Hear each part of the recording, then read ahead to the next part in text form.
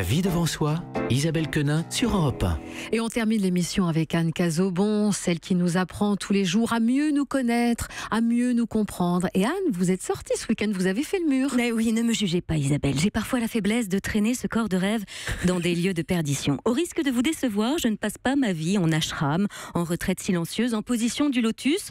Quoique, j'ai longtemps cru que dans ces endroits-là, au moins, on arrêtait de souffrir, que les gens y avaient le cœur grand ouvert, eux au moins.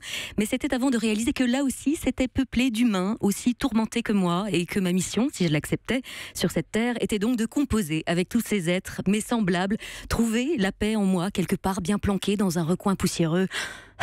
Vaste chantier. Alors oui, de temps en temps, le soir, pour me frotter à la vie avec un grand V, enfin surtout avec un grand vin, je sors pour aller écouter du beau, de la musique, pour soigner mon âme.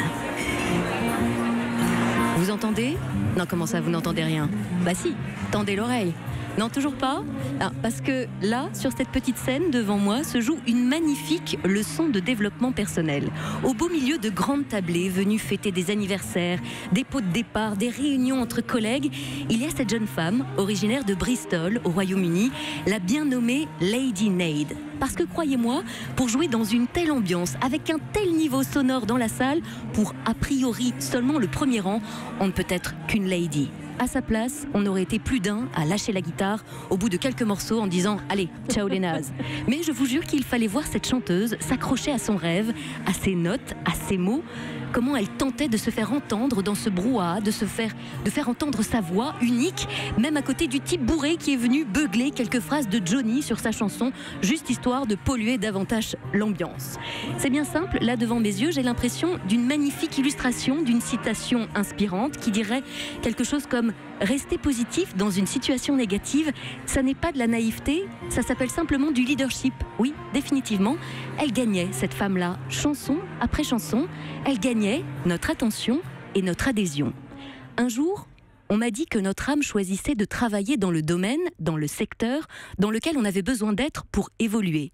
Que par exemple, plus que tous les autres, les danseurs avaient besoin de danser, de mettre leur corps en mouvement. Plus qu'ailleurs, un médecin avait besoin de prendre soin de lui, de son corps. Que l'on tentait de se réparer dans nos métiers et que l'on choisissait donc quelque chose qui nous nourrissait de l'intérieur.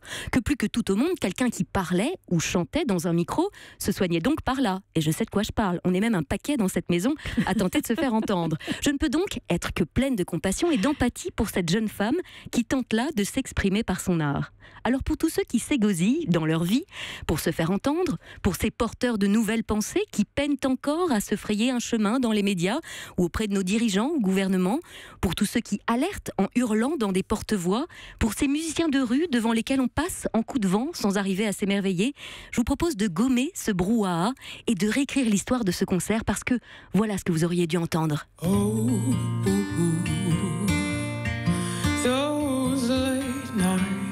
Elle a une super voix. Elle s'appelle Lady Nade. Son album c'est Hard to Forget. Et à ne pas lâcher son rêve, un jour ou l'autre, parce que tout ceci n'est qu'une question de temps et de patience, elle finira, c'est sûr, sur les plus grandes scènes. Lady Nade. Merci Lady Anne. On vous retrouve demain pour une autre chronique de développement personnel. Merci à tous de nous avoir suivis.